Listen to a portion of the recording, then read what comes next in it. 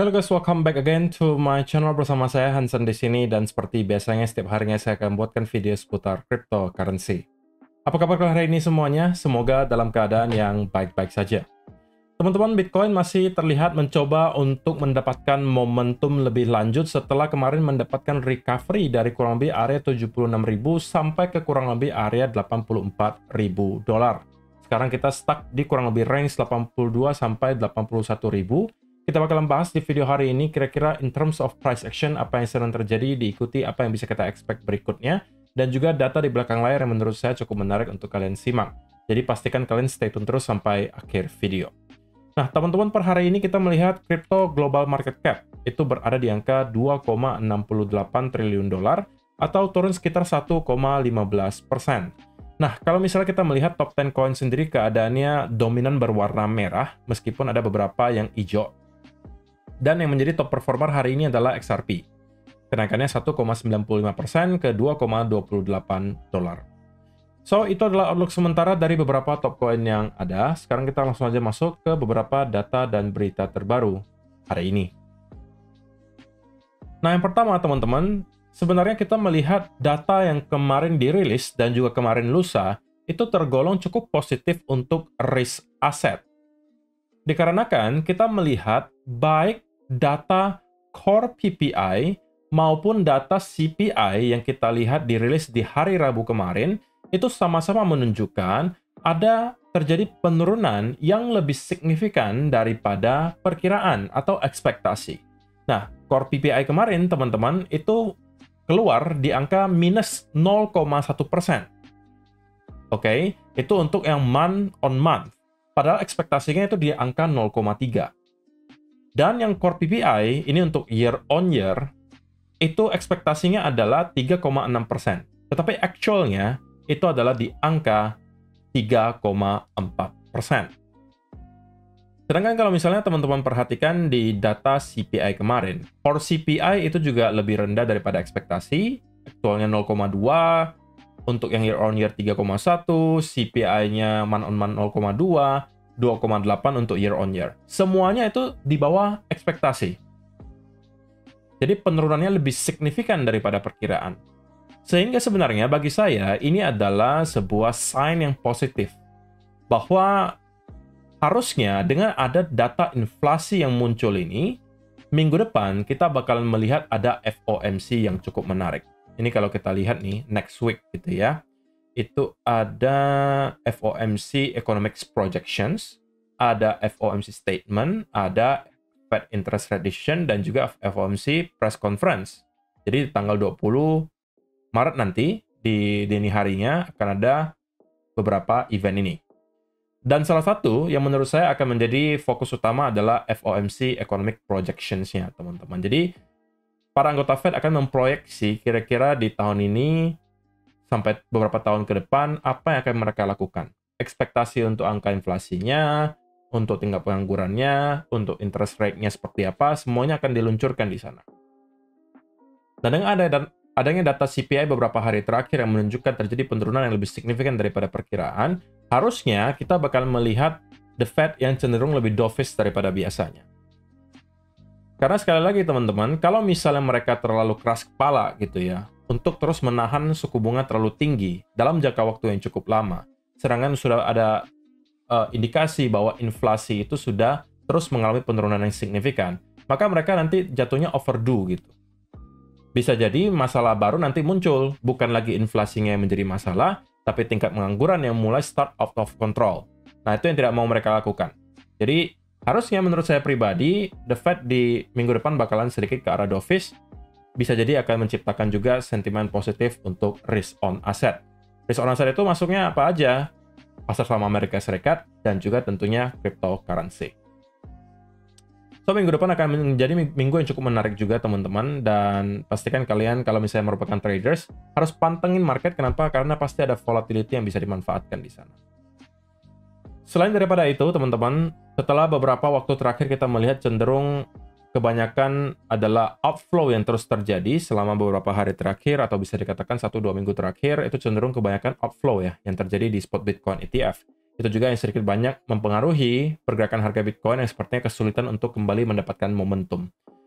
Tetapi berita baiknya, data terbaru menunjukkan bahwa BlackRock kembali melakukan pembelian sebesar 570 Bitcoin. Meskipun ini tidak dibarengi lah oleh pembelian dari spot Bitcoin ETF lain, atau mungkin datanya belum muncul, tapi untuk sementara yang baru terbaca adalah BlackRock.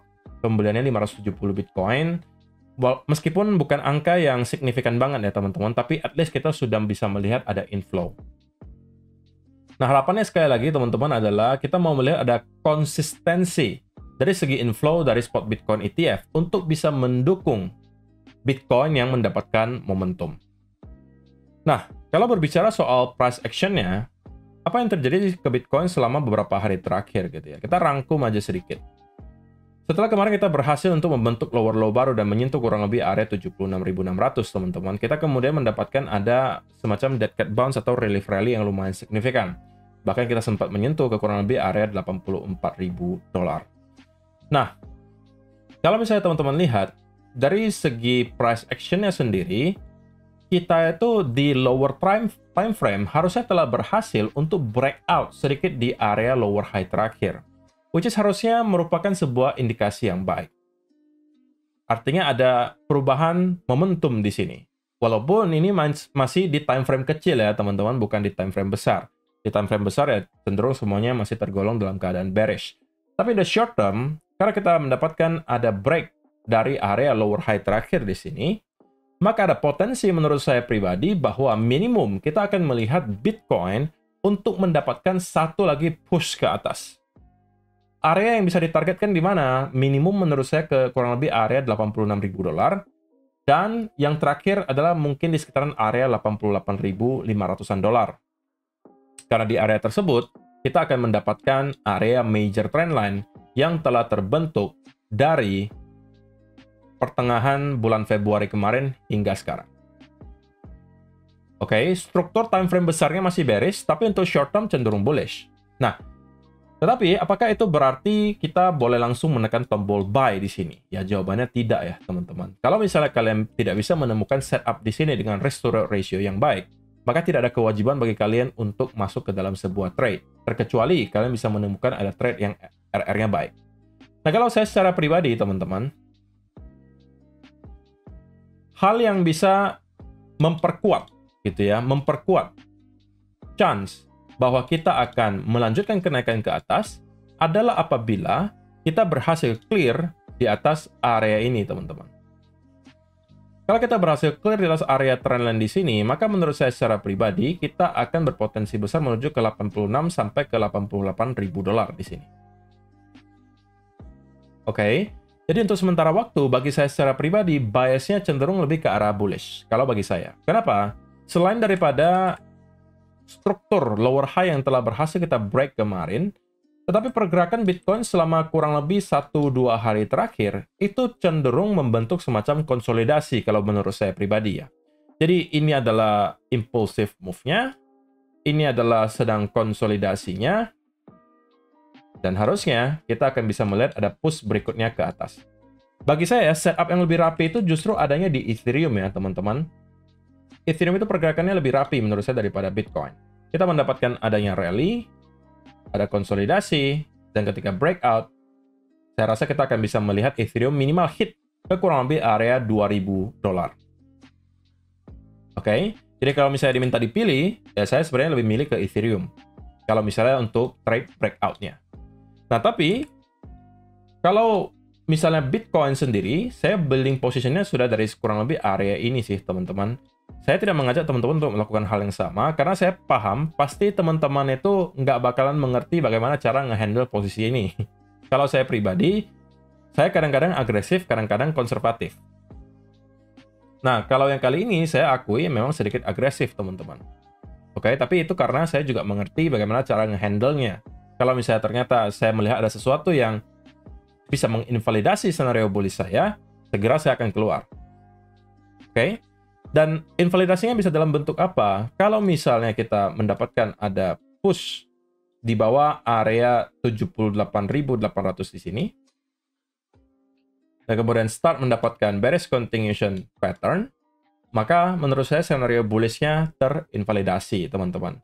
Dan kita bisa melihat Bitcoin untuk kemudian ke area 76.600 atau bahkan breakdown ke area low baru. Kali ini mungkin bisa visit ke area 74 sampai ke 72.000 dolar. Tapi itu adalah menurut saya skenario yang probabilitasnya tidak sebesar Bitcoin kali ini untuk melanjutkan kenaikan. Jadi itulah kenapa bias saya bullish untuk kali ini, karena bagi saya secara price action ini cenderung sebagai konsolidasi dari impulsive move di sini, yang biasanya akan berarti kita akan melanjutkan kenaikan ke atas, dan saya pribadi akan start untuk building position dari sekitaran area di sini, dan mungkin akan menambahkan jika kita berhasil breakout di atas area trendan ini. Tapi ini adalah trade yang sangat agresif, teman-teman, dan ini sangat-sangat berpotensi untuk menghasilkan loss, jadi saya tidak rekomend teman-teman untuk lakukan. Kalau misalnya mau yang lebih konservatif, maka saya akan menunggu breakout dari trendannya dan start untuk building position. Dan kita kalau misalnya menargetkan, itu mungkin bisa ke kurang lebih area 88. Karena kalau cuma sampai ke 86, saya rasa restore ratio-nya itu tidak akan terlalu memadai. Oke. Jadi itu ya teman-teman. Kesimpulannya yang pertama adalah bias saya untuk short term sekarang menjadi bullish. Karena yang sudah saya jelaskan tadi, kita berhasil break dari struktur lower high terakhir di time frame kecil dan mendapatkan semacam konsolidasi. Dan kesimpulan kedua adalah invalidasinya jika kita berhasil untuk breakdown di bawah area 78.800 di sini. Dan kita mendapatkan konsolidasi, itu adalah invalidasinya. Oke, jadi saya rasa cukup ya teman-teman penjelasan untuk video hari ini. Video besok mungkin akan juga cukup penting untuk kalian simak karena kita bakalan coba lakukan updates untuk chartnya S&P dan juga dollar index yang tentunya sedikit banyak juga terkorelasi terhadap Bitcoin, terutama S&P ya selama beberapa bulan terakhir, yang menurut saya juga sedang berada di area yang cukup menarik untuk kita bahas. Jadi pastikan kalian stay tune terus sampai, bukan stay tune, tapi kalian pastikan sudah subscribe dan hidupkan lonceng notifikasinya supaya kalian tahu setiap kali saya upload video yang baru.